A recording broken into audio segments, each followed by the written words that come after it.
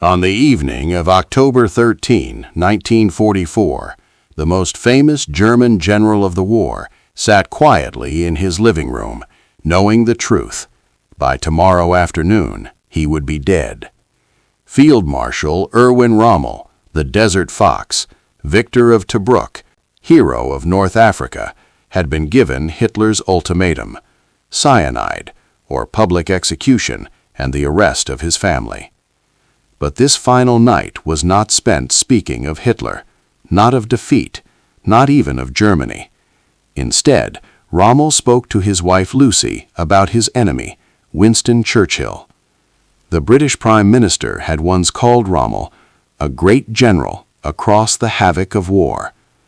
Why would a dying German field marshal reflect on his enemy's words hours before swallowing poison for treason? Because in that quiet house in Herrlingen, Rommel finally understood something history rarely admits. He had fought for the wrong side, and Churchill had been right all along. This is not legend. This is not myth. It comes from Rommel's final letters and the sworn testimony of his son, Manfred Rommel. Before we continue, subscribe if you want YouTube to recommend more World War II stories like this. Stories that focus on truth, context, and the human cost of history. And if you or your family have memories of the war, we invite you to share them in comment below. All right? By the autumn of 1944, Germany was collapsing. The Allies were inside France. The Eastern Front was bleeding dry, and inside Berlin, paranoia ruled. Erwin Rommel had been wounded months earlier, on July 17, when his staff car was strafed by Allied aircraft in Normandy. While recovering, the unthinkable happened. Hitler was nearly assassinated on July 20. Rommel had not planted the bomb, but he knew the conspirators. And worse, he had argued that Hitler must be removed, not murdered, but arrested and forced to surrender. That was enough. On October 13, two generals, Wilhelm Burgdorf and Ernst Mazel, were already on their way to Herrlingen. They carried a capsule of cyanide and Hitler's offer: die quietly as a hero, or face a people's court trial, public hanging, and the imprisonment of your wife and son. Rommel understood the regime he had served. There would be no mercy. That night, Rommel sat with his wife Lucie Rommel, the woman he had written to almost daily during the desert campaigns. Lucie later recalled that her husband was calm, but resolved. There was no rage, no fear, only clarity. Rommel spoke of the war honestly, for the first time. He admitted that Germany could not win, that Hitler had destroyed the army's honor, that loyalty had been exploited. And then, unexpectedly, he spoke of Churchill. Rommel had read Churchill's speeches secretly. He knew the British leader had forbidden assassination plots against him, believing Rommel was more valuable alive, as a soldier bound by honor. Rommel told Lucie that Churchill fought for a cause, not a cult of personality, that Britain had defended institutions, not a man. According to Manfred Rommel, his father said quietly, "Churchill understood the war better than we did." It was not admiration. It was recognition. Erwin Rommel had been raised to believe in soldierly honor, that war was brutal, but dignity mattered. In North Africa, he had rejected Nazi racial laws, protected Allied prisoners, and earned the respect of British officers who called him the gentleman enemy. Churchill knew this. In 1942, Churchill told Parliament, "We have a very daring and skillful opponent against us, and may I say, across the havoc of war, a great general."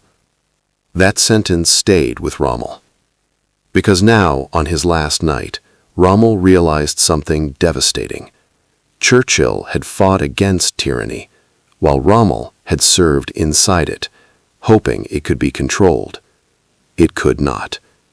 By midnight, Rommel had made his decision. Not for Hitler, not for Germany, but for Lucie and Manfred. At 12:30 p.m. the next day, Erwin Rommel would step into a staff car and swallow poison. But what he said next, what he left behind in writing, would change how history remembers him. Shortly after 10 a.m., a black military staff car stopped outside the Rommel residence. Inside were General Wilhelm Burgdorf, Hitler's chief adjutant, and General Ernst Mazel. Both wore full Wehrmacht uniforms. Neither carried paperwork. None was needed. They entered the house without ceremony. Burgdorf spoke first. He did not raise his voice. He did not threaten. He simply stated the facts. Rommel was accused of complicity in the July 20 plot. The evidence, real or manufactured, was irrelevant. Then came the offer. Rommel could take cyanide and die within minutes. In return, his reputation would be protected. His family would remain untouched. A state funeral would be arranged. Germany would be told he died from wounds sustained in Normandy. Or, Rommel could refuse. In that case, he would face the People's Court, presided over by Roland Freisler. Public humiliation. Hanging. His wife arrested. His son sent to an orphanage, or worse. Rommel did not ask for time. He already knew the regime. Rommel asked for 10 minutes.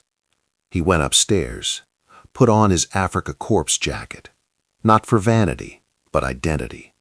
He embraced Lucie. Then he spoke briefly to his son Manfred, just 15 years old. There were no speeches, only instructions. Manfred later recalled his father's words clearly. "You must live so that Germany may live." At 12:25 p.m., Rommel stepped outside. Neighbors watched in silence as the most famous general in Germany walked to the car. He stood straight. No handcuffs, no escort. He shook hands with Burgdorf. The staff car drove away. Inside the vehicle, Rommel sat between the two generals. Somewhere on the road toward Ulm, Burgdorf handed him a small vial. Rommel asked one final question. "Is everything in order for my family?" Burgdorf nodded. At 12:30 p.m., Erwin Rommel crushed the cyanide capsule between his teeth. Within 30 seconds, the desert fox was dead. 4 days later, Germany mourned. Radio broadcasts announced that Field Marshal Erwin Rommel had died from complications of war wounds. Flags were lowered. A grand funeral was staged in Ulm. Hitler sent a wreath. Officers saluted. None spoke the truth. Lucie Rommel was forbidden to contradict the official story. Manfred was warned. Silence was survival. Yet among Allied leaders there was no celebration. Churchill made no public comment. British intelligence already suspected the truth. Rommel had been respected, even admired, as an enemy who fought cleanly. Years later, Manfred Rommel would reveal what his father understood in his final hours: that honor could not survive inside a criminal regime, and that Churchill, his enemy, had seen this long before he had.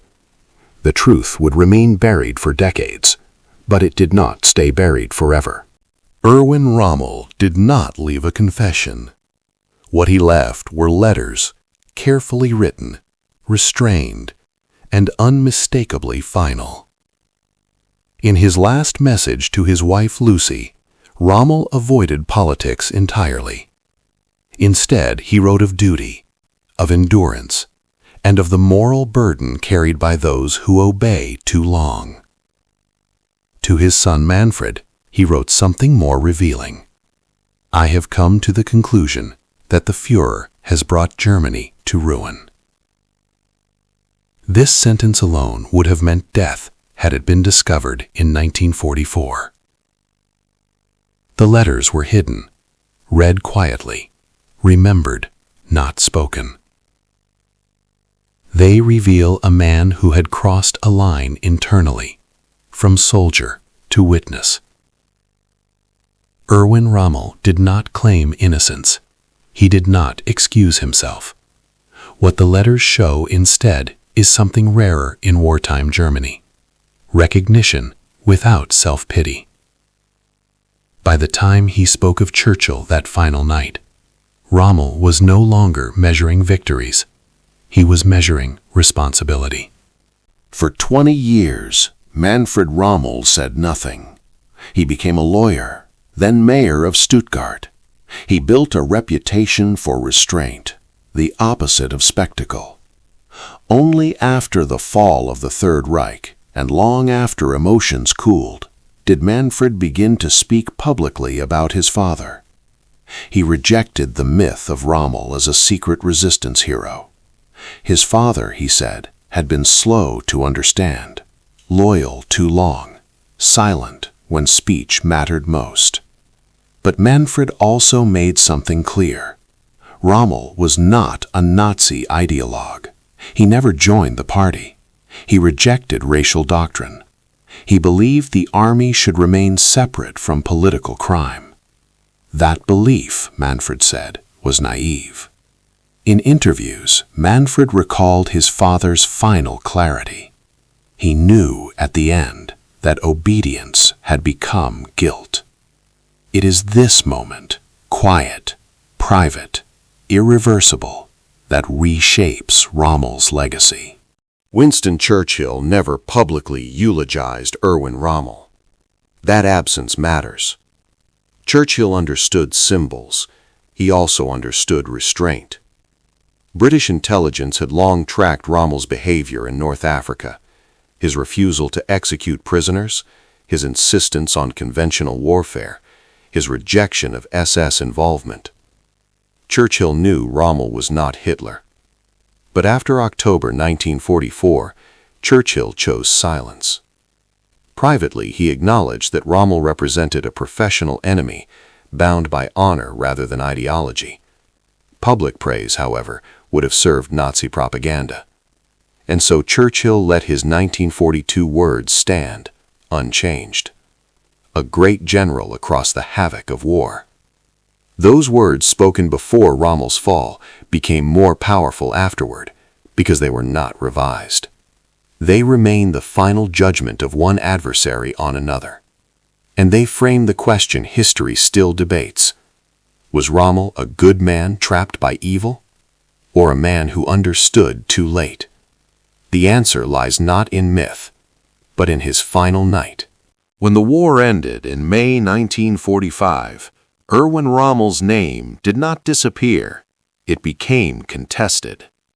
Among former Allied officers, Rommel was often described with a word rarely applied to German commanders: professional. British veterans of North Africa remembered him as an opponent who fought hard, but within rules they recognized. Yet historians soon asked harder questions. Rommel had sworn loyalty to Hitler. He had accepted promotion and honors.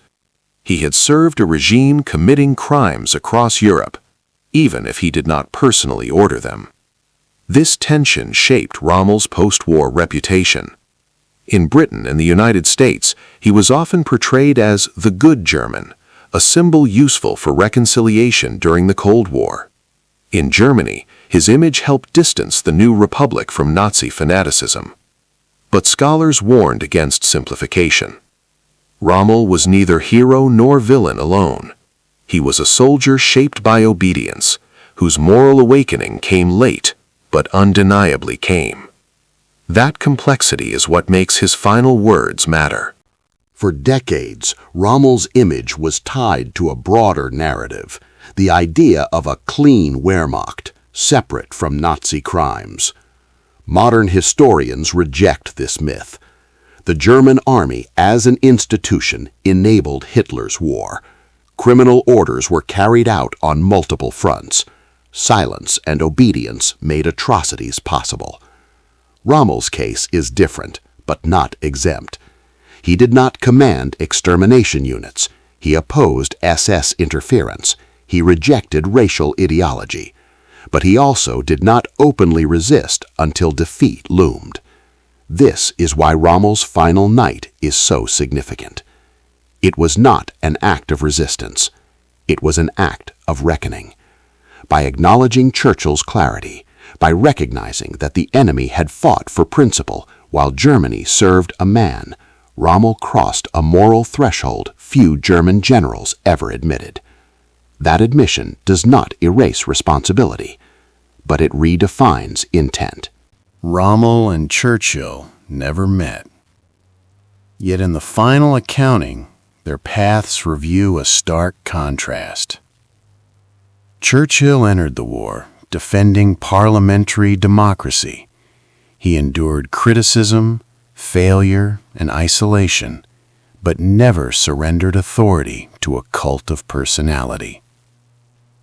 Rommel, by contrast, placed faith in leadership rather than institutions. He believed professionalism could restrain ideology.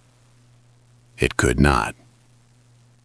By October 1944, Rommel understood what Churchill had known since 1933, that Nazism was incompatible with honor, law, or survival. That realization, spoken quietly to his wife, never broadcast, forms the emotional core of this story. Rommel died a field marshal. Churchill lived to see victory. History remembers both, but only one chose the right side from the beginning. And that, perhaps, is what Rommel truly meant when he spoke of Churchill on his final night.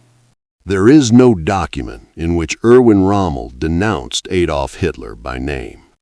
This absence is often misunderstood. Rommel's final letters are restrained, not because he lacked conviction, but because he knew they might be read. Every word risked consequences for his family.